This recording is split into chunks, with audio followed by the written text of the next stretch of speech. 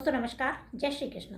भगवान से प्रार्थना करती हूँ, दिल से दुआ करती हूँ आप सभी लोग हमेशा खुश रहें, स्वस्थ रहें, हंसते हुए रहें।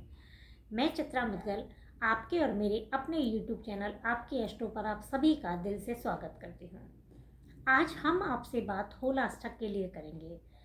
होलाष्टक होली के त्यौहार से पहले आते हैं और नाम से ही लग रहा है अष्टक। होली से 8 दिन पहले होलाष्टक आते हैं। तो आज हम आपसे इसके लिए ही बात करने वाले हैं। और होलाष्टक के लिए यदि आपको और डिटेल में जानना हो तो मेरी जो लास्ट ईयर की वीडियो है आप उसे जाकर देख सकते हैं और उसका जो लिंक है वो डिस्क्रिप्शन बॉक्स में दिया हुआ है, तो आप वहाँ से भी पूरी इन्फॉर्मेशन ले सकते हैं।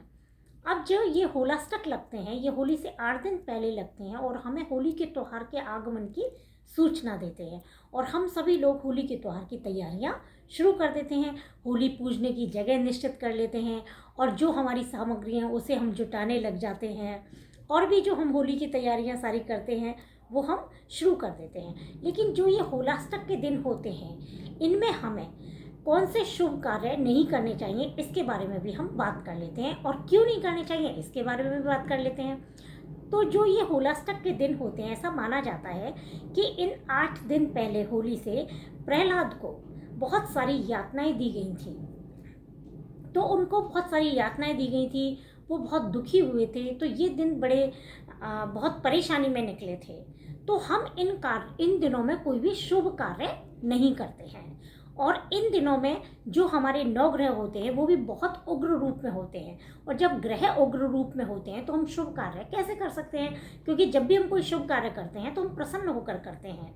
तो अब हम कोई भी शुभ कार्य इन दिनों में नहीं करेंगे। अब क्या क्या नहीं करेंगे इसके बारे में बात करते हैं। तो हम इन होलाष्टक में शादी विवाह नहीं करते हैं, गृह प्रवेश नहीं करते हैं, मुंडन संस्कार नहीं करते हैं। अब यदि किसी घर में बच्चा हो रहा है तो उससे रिलेटेड जो भी कार्य हैं वो तो करे जाएंगे, ठीक है, क्योंकि उनको हम टाल नहीं सकते। और जो भी हम उससे संबंधित जो भी बड़े फंक्शन करते हैं, कोई भी बड़े कार्य करते हैं, वो हम सब बाद में करते हैं। तो इस तरीके से होलाष्टक के दिनों में हम कोई भी शुभ कार्य नहीं करते हैं। अब इन दिनों में हमें क्या करना चाहिए इसके बारे में भी बात करते हैं। तो इन दिनों में हमें सबसे पहले तो हमें मंदिर अवश्य जाना चाहिए, ठीक है। अब प्रहलाद इन दिनों में बड़े दुखी हुए थे तो हमें इन दिनों में उनके लिए प्रार्थना करनी चाहिए। जो भी ज़रूरतमंद लोग होते हैं उनकी हमें मदद जरूर करनी चाहिए। अब ग्रह उग्र रूप में होते हैं, हमें ग्रहों को भी प्रसन्न करना चाहिए। तो जो भी ग्रह हमारी कुंडली में कमजोर स्थिति में होते हैं उनसे संबंधित हमें दान इन दिनों में अवश्य करना चाहिए। तो जब हम ग्रहों से संबंधित दान करते हैं, ज़रूरतमंद लोगों की मदद करते हैं और किसी को भी हमारी मदद की ज़रूरत होती है उसको हम मदद जाकर करते हैं तो हमें बहुत शुभ फलों में प्राप्ति होती है और हमारे ग्रह भी हमसे प्रसन्न रहते हैं।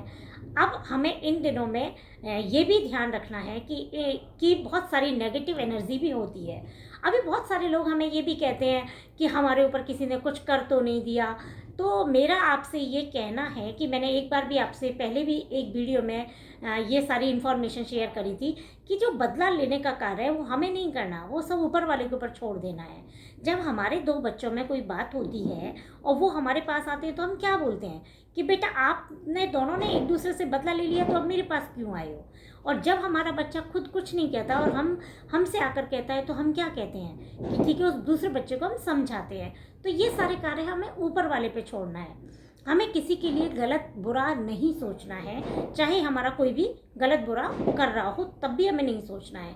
इन दिनों में हमें बहुत प्रसन्न चित्त रहकर दूसरों के लिए अच्छा सोचना है। वैसे हमें हमेशा ही अच्छा सोचना चाहिए, लेकिन फिर भी कुछ लोग होते हैं, अब सबको आप चेंज नहीं कर सकते। तो आप अपना बचाव कर सकते हो। तो वो आपको करना क्या है, जैसे आप होली के 8 दिन पहले कहीं भी यात्रा कर रहे हो, कहीं भी जा रहे हो तो चौराहे से बचकर निकलना है, ठीक है। कहीं भी किसी अनजान व्यक्ति के द्वारा कोई भी दी हुई चीज़ है वो हमें नहीं खानी है। हमें बच्चों को भी ये सिखा के रखना है। तो हमें किसी के द्वारा कोई भी चीज़ नहीं खानी है। कहीं भी हमें जब भी हम यात्रा करें तो हम भगवान के, अपने कुल देवता के, पितरों के, सबके भोग देकर हम अवश्य घर से बाहर निकलें। इन सब चीज़ों का भी हमें ध्यान रखना है और अपना जो मन है वो ऊपर वाले की साधना में हमें लीन करना है। अच्छे कार्यों में हमें अपने आप को व्यस्त करना है, सबके लिए अच्छा सोचना है, तो सब कुछ अच्छा होने वाला ही होता है। अब अगली वीडियो में फिर आपसे मिलती हूँ और नई जानकारी के साथ मिलती हूँ। आपको यदि जानकारी अच्छी लगती है तो आप इस वीडियो को शेयर कर सकते हैं, आपकी एस्ट्रो चैनल को आप सब्सक्राइब कर सकते हैं। तो दोस्तों फिर मिलते हैं, तब तक के लिए नमस्कार, जय श्री कृष्ण।